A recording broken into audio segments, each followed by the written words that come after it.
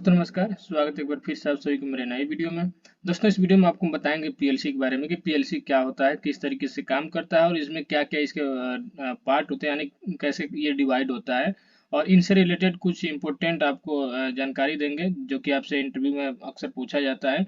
तो दोस्तों जब भी आप कोई पीएलसी पे आपको काम करने जाते हैं तो आपको उसके बारे में पूरा डिटेल पता होना चाहिए। उसके कौन से कार्ड लगे थे, सीपीयू क्या होता है, मेमोरी क्या होता है, इनपुट आउटपुट क्या होता है, पावर सप्लाई क्या होता है, कम्युनिकेशन इंटरफेस मॉड्यूल क्या होता है और प्रोग्रामिंग डिवाइस क्या होता है, एचएमआई क्या होता है। ये सारी चीज़ें आपको पता होना चाहिए। वो किसी भी कंपनी का हो, किसी भी मेक का आपका पीएलसी हो, तो इनमें कॉमन चीज़ें हमारी लगी लगी रहती हैं। तो इनके बारे में आपको जानकारी होना चाहिए। तो दोस्तों जब नेक्स्ट में हम आगे आपको कभी पीएलसी के ऊपर कोई वीडियो बनाएंगे तो उसको आपको समझने में आसानी होगा। इसीलिए हम एक पहले आपको थ्योरेटिकली एक पीएलसी की जानकारी देते हैं इसमें ब्लॉक डायग्राम के थ्रू, ताकि आपको अच्छे से समझ में आए कि पीएलसी होता क्या है, किस तरीके से काम करता है। तो दोस्तों सबसे पहले आपको हम बताते हैं कि पीएलसी होता है कि देखिए पीएलसी का मतलब होता है कि प्रोग्रामेबल लॉजिक कंट्रोल, यानी कि इसमें हम प्रोग्राम करके लॉजिक किसमें क्रिएट करते हैं और उसी लॉजिक के द्वारा हम कंट्रोल करते हैं। तो इसी को इसलिए बोला जाता है प्रोग्रामेबल लॉजिक कंट्रोल। इसमें अलग अलग तरीके के प्रोग्रामिंग लैंग्वेज आते हैं जिनको यूज करके हम प्रोग्राम क्रिएट करते हैं, उसी प्रोग्राम के थ्रू लॉजिक क्रिएट करते हैं और लॉजिक के द्वारा हम कंट्रोल करते हैं किसी भी सिस्टम को। तो इसीलिए इसको प्रोग्रामेबल लॉजिक कंट्रोल करते हैं। अब पीएलसी क्या है कि पीएलसी एक industrial micro processor based controller होता है जिसमें हम प्रोग्राम करके उसमें जो मेमोरी यूज किया था उस मेमोरी में हम डाटा स्टोर करते हैं, प्रोग्राम स्टोर करते हैं और जो हम इंस्ट्रक्शन एंड और जो वेरियस फंक्शन, बहुत सारे जो फंक्शन होते हैं उनको मॉनिटरिंग करने के लिए जो हम प्रोग्राम यूज करते हैं। तो ये कुल मिला के एक पीएलसी एक industrial micro processor based controller होता है जिनको हम इसमें प्रोग्राम इंस्ट्रक्शन और वेरियस फंक्शन मॉनिटरिंग यूज करके इंडस्ट्रियल ऑटोमेशन के लिए यूज किया जाता है। यानी कि कोई भी इंडस्ट्री जो होता है उसको हम अगर ऑटोमेशन करते हैं, यानी कि फुली ऑटोमेशन करने के लिए उसमें हम पीएलसी का ही या फिर डीसीएस का यूज करते हैं। तो डीसीएस पीएलसी का ही एक बड़ा रूप होता है। तो पीएलसी बेसिकली एक micro processor, industrial micro processor based एक कंट्रोलर होता है जो कि प्रोग्रामेबल मेमोरी यूज में यूज करके हम प्रोग्राम इंस्ट्रक्शन और वेरियस यानी बहुत सारे जो फंक्शन मॉनिटरिंग जो होते हैं उनको यूज किया जाता है। और इसका जो मेन यूज होता है वो होता है इंडस्ट्रियल ऑटोमेशन के लिए। तो अब देखिए पीएलसी की जरूरत क्या पड़ी दोस्तों। जो पीएलसी जो है, पीएलसी आने से पहले हम जो इंडस्ट्री में जो यूज किया था किसी भी सिस्टम को कंट्रोल करने के लिए, उसमें हम hard wire relay logic system का यूज करते थे। बहुत बड़ा फंक्शन होता था, पूरा इलेक्ट्रिकल सिस्टम होता था। तो उसी को रिड्यूस करने के लिए हमने यहाँ पे लाया प्रोग्रामेबल लॉजिकल या फिर प्रोग्रामेबल लॉजिक कंट्रोलर, यानी कि पीएलसी। तो पीएलसी आप यहाँ पे देख सकते हैं इसमें कितने इसके सारे पार्ट्स होते हैं, सीपीयू, इनपुट आउटपुट।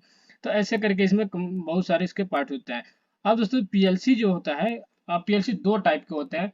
जो मेन जो इसकी कैटेगरी डिवाइड की जाती है पीएलसी की, वो होती है दो टाइप की। पहला तो होता है कम्पैक्ट या फिक्स पीएलसी। यहाँ पे आप देख सकते हैं कम्पैक्ट या फिक्स पीएलसी, आप फोटो में भी देख पा रहे होंगे। तो जो कम्पैक्ट टाइप का जो पीएलसी आता है वो इनबिल्ड यानी ऑल इन वन पैकेज में आता है, यानी कि उसमें हमारा processor, input output module, interface module, ये सारी चीजें जो होता है एक इनबिल्ट सिम एक ही पूरा मॉड्यूल में इनबिल्ट रहता है। यानी ऑल इन वन इसको पैकेज बोला जाता है, इसीलिए इसको कम्पैक्ट टाइप बोला जाता है या फिर फिक्स टाइप बोलता है।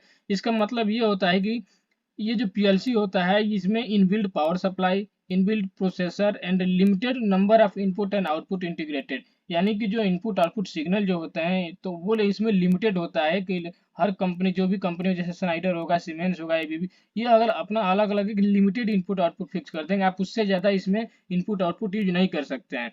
तो कम्पैक्ट टाइप का पीएलसी का मतलब यही होता है कि एक ऑल इन वन पैकेज, यानी एक इनबिल्ड एक पीएलसी जिसमें हमारे इनपुट पावर सप्लाई और सीपीयू और आईओ कार्ड, प्रोसेसर या जो भी टर्मिनल्स होते हैं सारे एक ही कार्ड, एक ही मॉड्यूल में हमारा पूरा इनबिल्ट रहता है। उसी को बोला जाता है कम्पैक्ट टाइप, जैसा कि आप पिक्चर में देख पा रहे होंगे।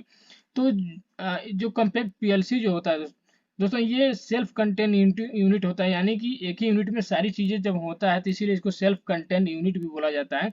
और इनके पास जो हमारा जो टर्मिनल्स होते हैं वो नॉन रिमूवेबल टाइप के जो हमारा इनपुट आउटपुट टर्मिनल होते हैं। जैसे कि बड़ी बड़ी जो पीएलसी आती है उनमें आपने देखा होगा कि जो इनपुट आउटपुट के टर्मिनल्स जो होते हैं वो आप उसको रिमूवेबल कर सकते हैं, चेंज भी कर सकते हैं अगर खराब हो जाता है तो। लेकिन जो हमारे कम्पैक्ट टाइप के जो पीएलसी आते हैं इनके जो हमारे इनपुट और आउटपुट के वायरिंग टर्मिनेशन जो वाले जो टर्मिनल्स होते हैं वो फिक्स आते हैं इनमें, यानी कि नॉन रिमूवेबल होता है।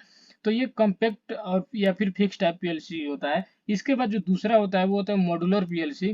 तो मॉड्यूलर पीएलसी का मतलब ये हो गया कि इसमें हमारे कई सारे मॉड्यूल होंगे। तो मॉड्यूल टाइप जो पीएलसी होता है ये हमारा रैक या फिर चैसिस बेस्ड सिस्टम होता है। इनमें हमारा रैक होता है जिसको हम चैसिस भी बोलते हैं। उसी रैक या चैसिस पे कई सारे मॉड्यूल लगाए जाते हैं, जैसे कि हम हमारा प्रोसेसर या फिर पावर सप्लाई मॉड्यूल, इन और अलग अलग टाइप के input output module, extension units जो होते हैं, या फिर जो हमारा इंटरफेस मॉड्यूल हो गया, या फिर जो फील्ड के जो हमारे टर्मिनल्स होते हैं, इनपुट आउटपुट टर्मिनल्स होते हैं, ये सारे हमारे अलग अलग रैक या फिर चैसिस पेज के मॉड्यूल लगे रहते हैं। रिले बोर्ड भी हो या फिर और इसके अलावा जो भी हमारे एसेसरीज होते हैं, ये सारे अलग अलग रैक या फिर अलग अलग चैसिस पे इंस्टॉल किए जाते हैं।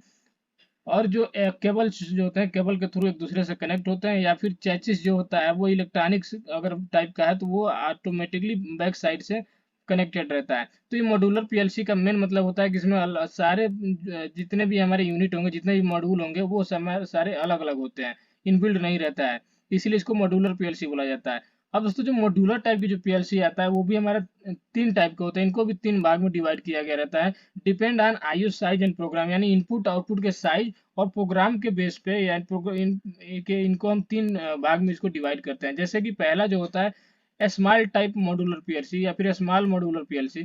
अभी जो स्मॉल मॉड्यूलर पीएलसी जो होते हैं वो छोटे एप्लीकेशन या फिर स्मॉल एप्लीकेशन के लिए यूज किए जाते हैं, इसीलिए इनको हम स्मॉल मॉड्यूलर पीएलसी इसको बोलते हैं। इसके बाद सेकंड जो होता है मीडियम मॉड्यूलर पीएलसी। तो मीडियम मॉड्यूलर पीएलसी जो होता है वो मीडियम एप्लीकेशन, यानी कि जो कुछ स्मॉल एक छोटे एप्लीकेशन से अगर थोड़ा सा कुछ बड़ा आपका सिस्टम है उसको कंट्रोल करना है, ऑटोमेशन करना है, तो उसके लिए आप मीडियम टाइप का जो मॉड्यूलर पीएलसी यूज करते हैं। इसमें इनपुट और आउटपुट की संख्या जो होता है वो स्मॉल टाइप वाले से ज़्यादा होता है, और इसमें प्रोग्राम भी आप ज़्यादा कर सकते हैं। इसके बाद थर्ड वाला जो आता है लार्ज टाइप या फिर लार्ज मॉड्यूलर पीएलसी। तो जो लार्ज मॉड्यूलर पीएलसी जो होता है वो लार्ज एप्लीकेशन के लिए कहते हैं, यानी कि एक पूरा एक बहुत बड़ा सिस्टम है आपका, एक प्लांट के टोटल एक एरिया को कंट्रोल करना है, तो उसके लिए हम एक लार्ज पीएलसी का ही यूज करते हैं। तो ये 3 टाइप के हमारे पीएलसी होते हैं मॉड्यूलर टाइप में। और मेन जो पीएलसी के टाइप होते हैं वो 2 टाइप का होता है। पहला जो होता है कॉम्पैक्ट या फिक्स टाइप पीएलसी, और दूसरा जो होता है मॉड्यूलर पीएलसी। तो मॉड्यूलर पीएलसी का भी आप पिक्चर देख पा रहे होंगे, कैसे इसमें किस तरीके से अलग अलग मॉड्यूल हमारे रैक या फिर चैसिस पे इंस्टॉल किया गया रहता है। जो कि शुरुआत हमारा पावर सप्लाई से रहता है, पावर सप्लाई के बाद सीपीयू या फिर प्रोसेसर होता है, इंटरफेस मॉड्यूल, और DI card, DO card, AI card, AO card. उसके बाद हमारे जो रिले बोर्ड लगे रहते हैं और इनपुट आउटपुट टर्मिनल्स रहते हैं। तो ये जो दोस्तों मॉड्यूलर टाइप जो पीएलसी होता है ये high speed serial IO link होता है, यानी कि इनका जो इनपुट आउटपुट के जो कम्युनिकेशन होता है वो काफ़ी ज़्यादा स्पीड होता है। इनका कॉम्पैक्ट टाइप पीएलसी से भी इनका स्पीड जो होता है वो ज़्यादा होता है। तो ये टाइप हो गए हमारे पीएलसी के। अब पीएलसी के टाइप्स के बाद हम आगे इसमें समझेंगे दोस्तों इसके पार्ट्स के बारे में, कि इसमें power supply, CPU, interface module, DI, DO, AIO, relay और टर्मिनल से इसमें क्या क्या होता है। तो दोस्तों यहाँ पे अब जैसे कि एक ब्लॉक डायग्राम आप देख पा रहे होंगे, तो इस ब्लॉक डायग्राम के थ्रू आपको समझाते हैं कि पीएलसी का पूरा इसका फंक्शन। तो यहाँ पे आप सेंटर में देख पा रहे होंगे ये सीपीयू है, यानी कि सेंट्रल प्रोसेसिंग यूनिट, जिसको हम प्रोसेसर भी बोलते हैं या फिर माइक्रो प्रोसेसर भी इसको बोला जाता है, क्योंकि इसके अंदर में जो हमारे मेन प्रोसेसर लगे रहते हैं वो माइक्रो प्रोसेसर ही लगे रहते हैं।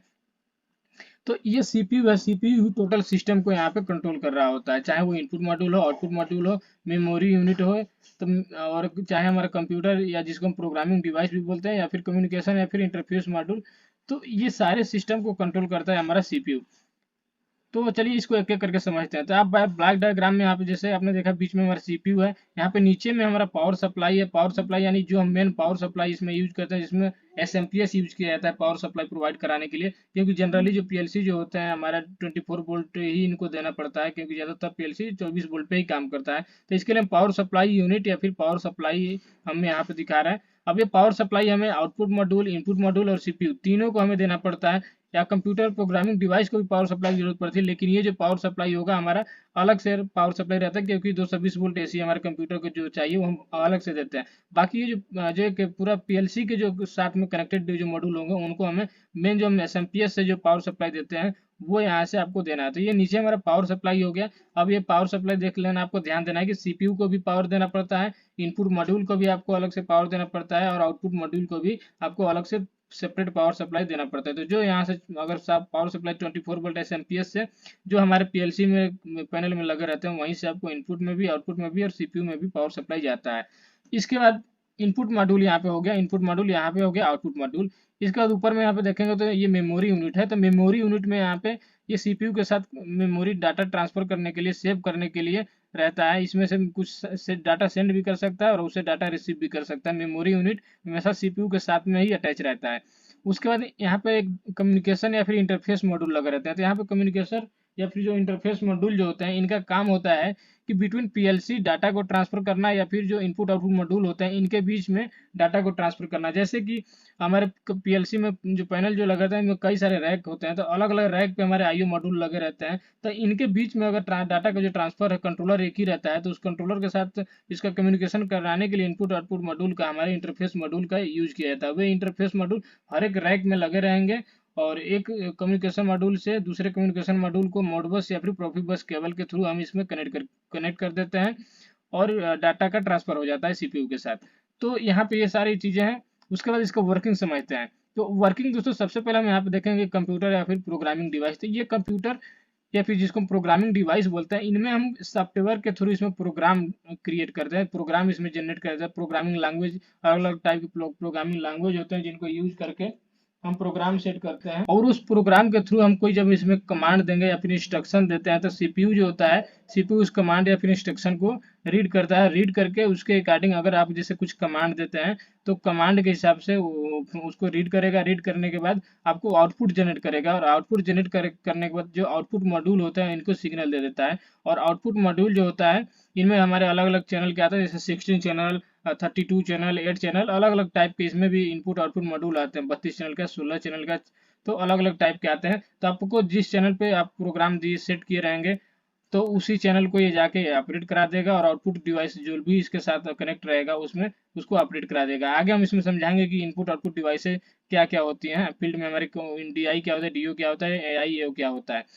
तो इस तरीके से हमारा आउटपुट जनरेट हो जाएगा। सेम उसी तरीके से आपको इनपुट मॉड्यूल जो लगा रहता है, तो फील्ड में जो हमारी इनपुट डिवाइसेज जो लगी रहती हैं, वो फिर इनपुट डिवाइसेज में खास करके जो हमारे पुश बटन या फिर प्रेशर स्विच लगी रहती है, अगर कोई प्रेशर स्विच एक्ट होता है तो उसका फीडबैक हमारा इनपुट मॉड्यूल में आता है, और इनपुट मॉड्यूल में किसी एक चैनल पे आएगा, और वो चैनल जब हमारा एक्ट करेगा, एक्ट हाई होगा, तो हाई होने के बाद इसका फीडबैक हमारा सीपीयू को मिलेगा। तो सीपीयू रीड कर लेता है कि कौन से कितना नंबर चैनल हमारा हाई हुआ है, तो उस चैनल जो हाई हुआ है तो उसको ये अंदर से रीड करके, और ये जो कंप्यूटर फिर प्रोग्रामिंग डिवाइस होता है या फिर जो एचएमआई होता है जिसपे हमें शो कराना होता है, उसको ये शो करा देता है, या जो स्काडा होता है उस पर दिखाता है कि कहाँ कौन से प्रोसेस का जो प्रोसेस स्विच है या फिर कोई भी हमारा स्विच है वो हाई हो गया है या फिर एक्ट हो गया है। तो इस तरीके से इनपुट और आउटपुट डिवाइस हमारा या मॉड्यूल जो है वो काम करता है। अब इनपुट आउटपुट मॉड्यूल जैसा कि मैंने बताया कि अलग अलग टाइप के आते हैं, जैसे कि 8 चैनल, 16 चैनल और 32 चैनल, ऐसे करके अलग अलग टाइप के आते हैं। अब मेमोरी यूनिट का क्या काम रहता है कि जो आप प्रोग्राम यहाँ पे क्रिएट करते हैं, जो भी आप लॉजिक बनाते हैं, उस लॉजिक या फिर प्रोग्राम को ये उसको स्टोर करके रखता है मेमोरी यूनिट। और मेमोरी यूनिट जो सीपीयू के साथ अटैच रहेगा और इसको स्टोर करके रखेगा। इसमें हमारे सीपीयू में भी हमारे एक बैटरी लगाया जाता है, बैकअप बैटरी। इनकेस अगर हमारे पावर सप्लाई फेल करता है, तो वो जो मेमोरी में आप डाटा जो सेव किए हैं उसको एनी टाइम स्टोर करके रखेगा, डाटा लॉस नहीं होगा। इसके लिए ही सीपीयू में एक इनबिल्ड बैटरी का भी यूज किया जाता है, बैकअप बैटरी उसको बोला जाता है। तो वो हमारे प्रोग्राम को सेव करने के लिए, स्टोर करने के लिए। तो मेमोरी का मेन यहाँ पे काम रहता है कि जो प्रोग्राम हम यहाँ पे क्रिएट करते हैं उसके लिए हमें मेमोरी चाहिए ही चाहिए, तो उसके लिए मेमोरी यूनिट जो है इसमें यूज किया जाता है। बाकी कम्युनिकेशन इंटरफेस मॉड्यूल रहता है। तो कम्युनिकेशन इंटरफेस मॉड्यूल का मेन काम हमने बताया कि पीएलसी टू पीएलसी कम्युनिकेशन कराने के लिए, यानी कि एक पीएलसी आपने लगाया और एक पीएलसी से दूसरे पीएलसी के साथ कम्युनिकेशन कराना है, तो उसके लिए इंटरफेस या फिर कम्युनिकेशन मॉड्यूल का जरूरत पड़ता है। या फिर अगर एक ही पीएलसी में अलग अलग रैक में हमारे जो आईओ मॉड्यूल्स लगे रहते हैं, तो उनको एक ही कंट्रोलर के साथ कम्युनिकेट कराने के लिए इंटरफेस मॉड्यूल का यूज किया जाता है। तो ये हमारा एक फंक्शनल ब्लॉक डायग्राम है पीएलसी का, जिसको सहारे हम आपको समझा रहे हैं। तो दोस्तों ये तो आपको समझ में आ गया होगा ब्लॉक डायग्राम में किसका क्या काम होता है। आगे इसमें चलिए समझते हैं कि डिजिटल सिग्नल क्या होता है और एनालॉग सिग्नल क्या होता है। तो डिजिटल सिग्नल यहाँ पे देख सकते हैं कि जो हमारे इनपुट और आउटपुट जो डिवाइस मॉड्यूल से लगे रहते हैं, इन इनपुट में भी हमारे दो टाइप के इनपुट रहता है, डिजिटल इनपुट और एनालॉग इनपुट। आउटपुट में भी दो टाइप के रहता है, डिजिटल आउटपुट और एनालॉग आउटपुट।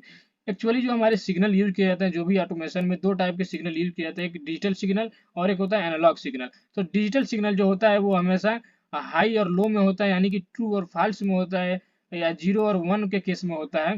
और जो एनालॉग सिग्नल होता है वो टाइम के साथ वेरी, एवरी पॉइंट को वेरी करता रहता है, यानी कि 0 से 100%, वो 1 से 10 वोल्ट और 4 टू 20 मिली एम्पियर, इनको हम बोलते हैं एनालॉग सिग्नल, जो कि टाइम के हर एक पॉइंट पे चेंज होता रहता है, वेरी करता है, उसको हम एनालॉग सिग्नल बोलते हैं। और इनपुट जो डिजिटल टाइप के जो होते हैं वो या तो हाई होगा या फिर लो होगा, यानी ऑफ होगा या फिर ऑन होगा, 1 होगा या फिर 0 होगा, तो उसको हम बोलते हैं डिजिटल सिग्नल। अब इनपुट और आउटपुट में कौन कौन से होते हैं उसके बारे में आपको एक बार बता देते हैं। यहाँ पे जैसा कि हमने आपको बताया कि डिजिटल, जिसको हम डिस्क्रीट सिग्नल भी बोलते हैं, जिसको ऑन ऑफ 1 0 या फिर ट्रू फॉल्स के केस में होता है, तो उसको हम डिजिटल सिग्नल बोला जाता है। जैसे कि कोई भी हमारे प्रेशर स्विच होते हैं, जितने भी स्विचेज होती हैं वो हमारी डिजिटल सिग्नल के अंदर में ही आता है, क्योंकि उनको या तो ऑन होता है या फिर ऑफ होता है, या फिर हाई होता है या फिर लो होता है। तो वो इसी तरीके से पुश बटन होते हैं, पुश बटन भी या तो ऑन होगा या फिर ऑफ होता है, यानी NO NC पे अगर कोई डिवाइस काम करता है तो वो डिजिटल सिग्नल के अंदर में आता है। उसके बाद जैसे एनालॉग सिग्नल के बताया कि any value with in scale, यानी एक स्केल के बीच में कोई भी हमारा अगर वैल्यू आता है तो उसको हम बोलते हैं एनालॉग सिग्नल, जैसे कि 0 से 10 वोल्ट, 4 टू 20 मिली एम्पियर। उसके बाद हम बात करते हैं इनपुट सिग्नल क्या होता है और आउटपुट सिग्नल क्या होता है, यानी कि यहाँ से आपको समझाने का प्रयास करेंगे। देखिए हमारा CPU है, यानी कि PLC है, और PLC में आउटपुट मॉड्यूल और इनपुट मॉड्यूल लगे रहते हैं। तो अब इनपुट सिग्नल क्या होता है और आउटपुट सिग्नल क्या होता है, तो आपको यहाँ पे बेस लेना है PLC, या फिर जो हमारा PLC है इसको आपको बेस समझना है। ये मान लीजिए ये बेस है, ये आधार है। अब यहाँ से जो सिग्नल बाहर निकलेगा उसको बोला जाता है आउटपुट सिग्नल, और जो सिग्नल इसको रिसीव होता है उसको बोला जाता है इनपुट सिग्नल। जैसे कि आप फील्ड में कोई सोलेनाइड वाल लगा रहता है तो उसको हम कमांड देते हैं ऑपरेट होने के लिए, तो PLC से उसका आउटपुट निकलता है, तो उसको हम बोलेंगे आउटपुट सिग्नल। कोई भी अगर हमारा PLC से आउटपुट निकलता है, कमांड जाता है, तो कमांड, जितने भी कमांड होते हैं उनको हम बोलते हैं आउटपुट सिग्नल। और जब कोई फीडबैक रिसीव होता है कंट्रोलर को, यानी PLC को जब कोई फील्ड से फीडबैक रिसीव होता है तो उसको हम बोलते हैं इनपुट सिग्नल, यानी कि PLC के अंदर वो फील्ड से इन हो रहा है तो उसको हम बोलते हैं इनपुट सिग्नल। और जो PLC से आउट होता है उसको हम बोलते हैं आउटपुट सिग्नल। आपको आधार जो है यहाँ पे PLC को मानना है, PLC को दिमाग में रख के आपको देखना है कि PLC से क्या आउट हो रहा है और PLC पे क्या इन हो रहा है, उसके बेस पे आपको इनपुट आउटपुट आसानी से इसमें समझ में आ जाएगा। तो अभी आपने समझ ही लिया होगा कि इनपुट और आउटपुट सिग्नल क्या होता है। जो PLC या फिर DCS से जो हमारा आउट होगा उसको हम बोलेंगे आउटपुट सिग्नल। जैसे कि कोई भी हम कमांड देंगे, चाहे वो सोलेनाइड वाल्व को कमांड देंगे या फिर कोई VFD को 4 टू 20 मिली एम्पीयर कमांड देंगे, तो सारे हमारे आउटपुट सिग्नल के अंदर में आ जाएंगे। और कोई भी हमारे जब फीडबैक आता है, चाहे वो हमारा कोई प्रेशर स्विच, लेवल स्विच या फिर फ्लो स्विच, भी कोई भी लगा है, स्विच है या फिर पुश बटन है, फील्ड का जब कोई पुश बटन भी हम दबाते हैं तो उसका फीडबैक हमारा इनपुट मॉड्यूल पे जो आता है, तो चाहे वो पूरे PLC पे, तो वो इन हो रहा है, PLC पे इन हो रहा है, इसलिए उसको इनपुट सिग्नल बोला जाता है। अब इनपुट आउटपुट आपको समझ में आ गया होगा, डिजिटल एनालॉग आपको समझ में आ गया। आगे हम इसमें आपको समझा देते हैं कि DI क्या होता है और DO क्या होता है, AI क्या होता है और AO क्या होता है। डिजिटल आउटपुट, एनालॉग इनपुट और एनालॉग आउटपुट क्या होता है, इनमें कौन कौन सी डिवाइसेज आपके आती हैं, तो यहाँ पे आपको समझिएगा। सबसे पहले बात करेंगे DI का मतलब होता है कि डिजिटल इनपुट, यानी PLC पे ऐसे इनपुट सिग्नल जो कि डिजिटली फॉर्म में आते हैं, जैसे कि लिमिट स्विच है, जितने भी हमारे लिमिट स्विच होते हैं, जैसे लीवर लिमिट स्विच हो या फिर प्रेशर स्विच हो, चाहे लेवल स्विच हो या फिर टेम्परेचर स्विच है, जितने भी हमारे स्विचेज होती हैं वो हमारी DI में आती है, यानी डिजिटल इनपुट। ये जितने भी स्विच होंगे आप खुद से सोचिए, ये कि या तो ऑन होता है या फिर ऑफ होता है, यानी कि NO या फिर NC होता है, इसीलिए डिजिटल में आता है। इसके बाद पुश बटन, जो भी पुश बटन आप देखेंगे वो हमारे DI में ही आता है, डिजिटल इनपुट सिग्नल। और प्रोक्सीमिटी सेंसर, यानी जितने भी हमारे प्रोक्सीमिटी जो सेंसर होते हैं वो भी हमारे डिजिटल इनपुट में ही आते हैं, क्योंकि प्रोक्सीमिटी सेंसर में भी क्या होता है कि ये भी हाई या फिर लो होता है। जब इसके सामने कोई मेटल जाता है तो हाई होता है, उसके बाद जैसे हटता है तो लो हो जाता है या ऑन ऑफ होता है, तो इसीलिए इसको DI में रखा जाता है। तो ये एग्जाम्पल हो गए आपके DI सिग्नल के। उसी प्रकार से नेक्स्ट होता है DO का मतलब कि डिजिटल आउटपुट, आउटपुट सिग्नल में डिजिटल। तो डिजिटल आउटपुट सिग्नल में हमारा आता है इंडिकेटर लैंप, यानी जितने भी हमारे लैंप लगे रहते हैं फीडबैक के लिए, जो आपको फील्ड में शो होता है, कोई भी चीज जो कोई प्रोसेस या फिर कोई पंप अगर ऑन होता है तो ऑन ऑफ के लिए जो इंडिकेशन लैंप लगे रहते हैं वो हमारे DO में आता है। अलार्म जो आता है वो अलार्म भी हमारे DO में आता है। और जो एक्चुएटर्स जो होते हैं वो भी हमारे DO में आते हैं। एक्चुएटर का मतलब जैसे कि कोई MOB हो गया, तो हमारे अगर ऑन ऑफ टाइप के एक्चुएटर जो होते हैं वो हमारा DO में आ जाएगा। उसके बाद सोलेनाइड वाल हमारा DO का एग्जाम्पल होता है, क्योंकि जब हम कमांड देते हैं सोलेनाइड वाल ऑन हो जाता है, जब कमांड आता है तो सोलेनाइड वाल ऑफ हो जाता है। तो ये हमारे इंस्ट्रूमेंट है DI DO के एग्जाम्पल में।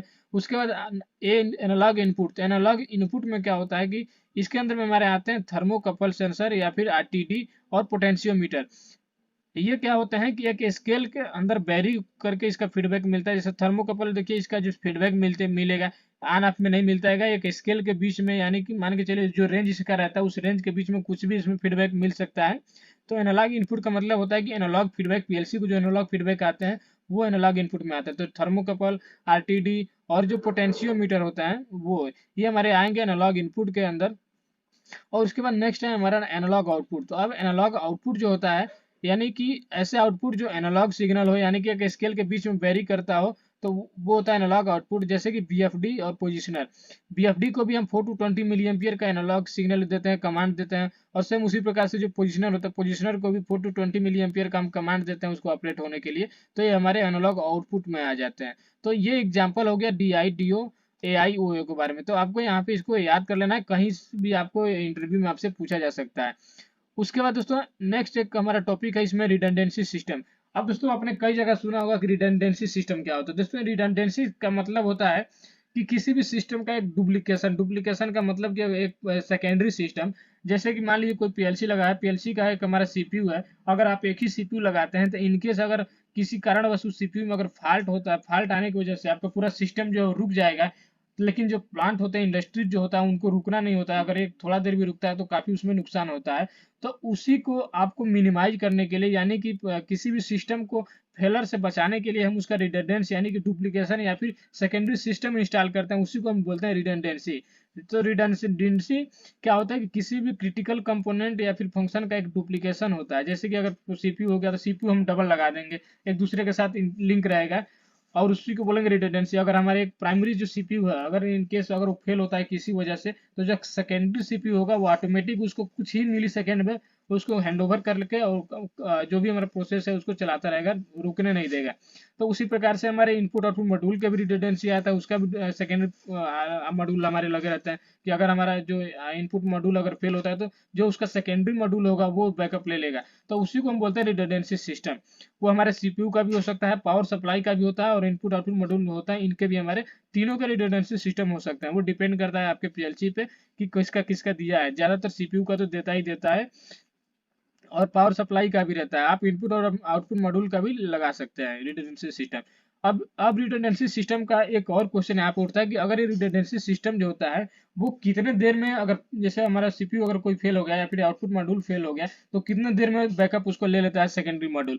तो देखिए जो रिडंडेंसी मॉड्यूल जो होता है, हम सेकेंडरी जो मॉड्यूल होता है उसी को रिडंडेंसी मॉड्यूल बोला जाता है।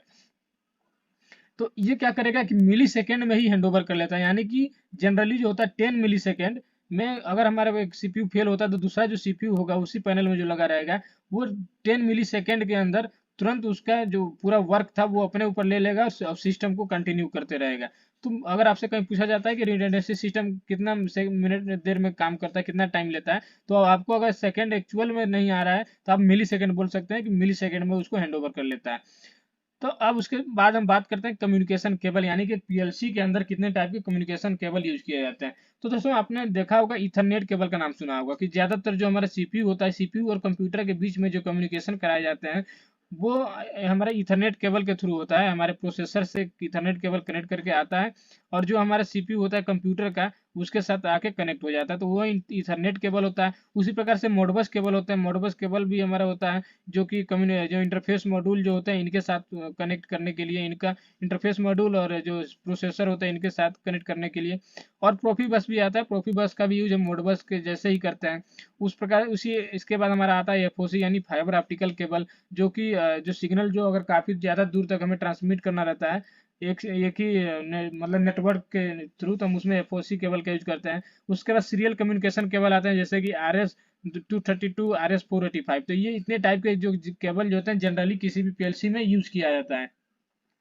इसके बाद हम बात करें नेटवर्क प्रोटोकॉल कि कितने टाइप के नेटवर्क प्रोटोकॉल हमारे यूज किए जाते हैं पीएलसी के लिए। तो दोस्तों इसमें जो कॉमन आपका नेटवर्क प्रोटोकॉल होता है वो होता है इथरनेट आईपी।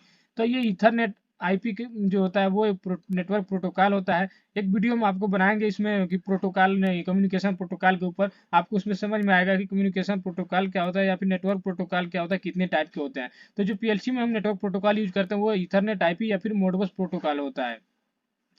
अब बात करेंगे इसमें लैंग्वेज के बारे में। लैंग्वेज का मतलब कि प्रोग्रामिंग लैंग्वेज, कि पीएलसी में कितने टाइप के हमारे प्रोग्रामिंग लैंग्वेज यूज किए जाते हैं।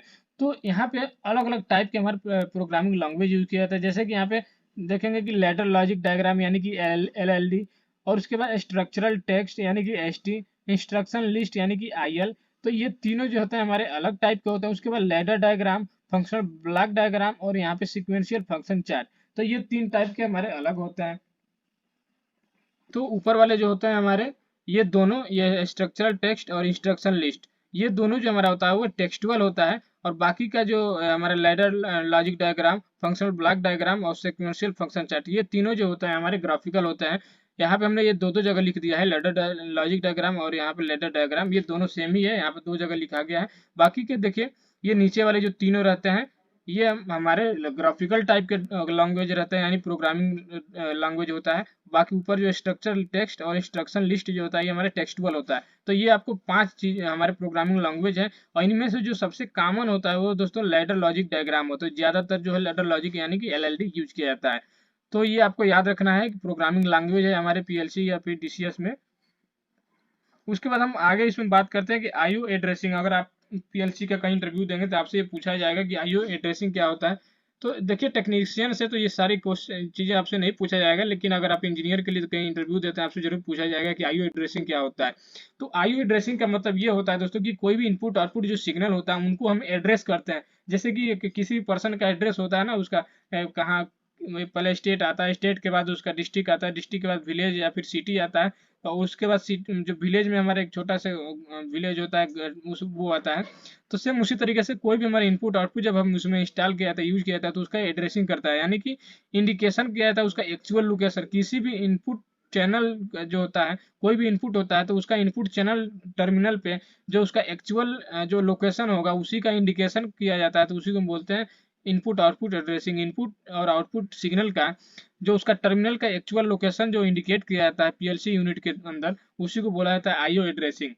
तो ये अगर आपसे पूछा जाता है कि IO addressing, input output addressing क्या होता है, तो आप बता सकते हैं कि जो इनपुट और आउटपुट के जो हमारे सिग्नल होते हैं, उनको PLC यूनिट के अंदर उसका जो चैनल, इनपुट चैनल का जो टर्मिनल होता है, उसका जो एक्चुअल लोकेशन हम जो उसमें इंडिकेट करते हैं, एक्चुअल लोकेशन उसमें जो हम बनाते हैं, उसी को बोला जाता है IO एड्रेसिंग, यानी इनपुट आउटपुट सिग्नल का एड्रेस देना। उसके बाद होता है मेमोरी मैपिंग। अब मेमोरी मैपिंग भी आपसे कहीं कहीं पूछा जाएगा कि मेमोरी मैपिंग क्या होता है PLC में। तो देखिए, मेमोरी मैपिंग एक प्रोसेस होता है। मेमोरी जो असाइनिंग मेमोरी लोकेशन या फिर डिवाइसेस जो होता है उनका स्पेसिफिक एड्रेस, ये जो एड्रेस होता है वो सिंबल से भी हो सकता है या फिर फिजिकली भी हो सकता है। यानी कि मेमोरी जो होता है, जो भी मेमोरी हम यूज करते हैं, तो उस मेमोरी लोकेशन को जो हम असाइन करते हैं उसका स्पेसिफिक एड्रेस के साथ, तो उसी को हम बोलते हैं मेमोरी मैपिंग। जिस तरीके से IO एड्रेसिंग होता है, सेम उससे मिलता जुलता हमारा मेमोरी मैपिंग होता है। मेमोरी मैपिंग एक प्रोसेस होता है मेमोरी लोकेशन का असाइनिंग करने के लिए, वो उसका स्पेसिफिक एड्रेस के साथ, उसी को बोलते हैं मेमोरी मैपिंग। अब देखिए, यहाँ पे सॉफ्टवेयर फॉर प्रोग्रामिंग, यानी कि अलग अलग, देखिए जो भी हम प्रोग्राम करते हैं, जैसे कि जितने हमें यहाँ से प्रोग्राम जो बताए, इन प्रोग्राम को करने के लिए अलग अलग सॉफ्टवेयर के यूज करते हैं। तो जो भी PLC होता है वो PLC अपना खुद का एक सॉफ्टवेयर जनरेट करता है, उसी सॉफ्टवेयर के थ्रू ही आप उसमें प्रोग्राम करते हैं। तो उसी आपको ये, जब भी आप कहीं इंटरव्यू दें, तो आपको जो भी आपके प्लांट में जो PLC लगा रहता है, तो आपको जरूर ये पता कर लेना चाहिए कि उस PLC में कौन सा सॉफ्टवेयर आपका यूज किया जा रहा है। इसीलिए ये आपको हमने यहाँ पे बता दिया कि सॉफ्टवेयर फॉर प्रोग्रामिंग। अब आगे बात करते हैं कि प्रोग्राम क्या होता है। दोस्तों जी, प्रोग्राम का मतलब ये होता है कि ए सेट ऑफ इंस्ट्रक्शन, यानी कि इंस्ट्रक्शन का एक सेट होता है जो कि आप एक कंप्यूटर को देते हैं, और कंप्यूटर जो क्या करेगा कि उसके हिसाब से एक पार्टिकुलरली टास्क को करने के लिए परमिशन देता है या फिर कमांड देता है हमारे PLC या फिर DCS को। ये हमारे जो प्रोग्राम जो होते हैं कंप्यूटर के लिए भी हो सकता है, और हम जिस उसी प्रकार से PLC के लिए होता है। यानी एक प्रोसेसर को एक पूरा प्रोग्राम का मतलब होता है कि एक कंप्लीट इंस्ट्रक्शन का एक सेट होता है जो कि हम किसी भी प्रोसेसर को देते हैं, जो उसके अकॉर्डिंगली वो एक पार्टिकुलर टास्क को ऑपरेट कराता है या फिर एग्जीक्यूट कराता है। और ये जो प्रोग्राम होता है वो नॉन वोलेटाइल जो फ्लैश मेमोरी या फिर बैटरी बैकअप जो रैंडम एक्सेस मेमोरी होता है उसमें स्टोर्ड रहता है किसी भी PLC के अंदर। उसके बाद हम बात करेंगे यहाँ पे सॉफ्टवेयर डिबगिंग। अब सॉफ्टवेयर डिबगिंग भी आपसे आपको सुनने को मिलेगा या फिर आपसे पूछा जा सकता है। तो देखिए, सॉफ्टवेयर डिबगिंग का मतलब ये होता है, ये एक प्रोसेस हो रहा है कि आइडेंटिफाइंग एंड रिसॉल्विंग एरर, यानी कि PLC के अंदर या फिर सॉफ्टवेयर के अंदर अगर कुछ आपका एरर आता है, कुछ बग्स आते हैं। बग्स का मतलब होता है कि अनवांटेड उसमें कुछ चीजें आ जाती हैं, उनको हम बग बोलते हैं।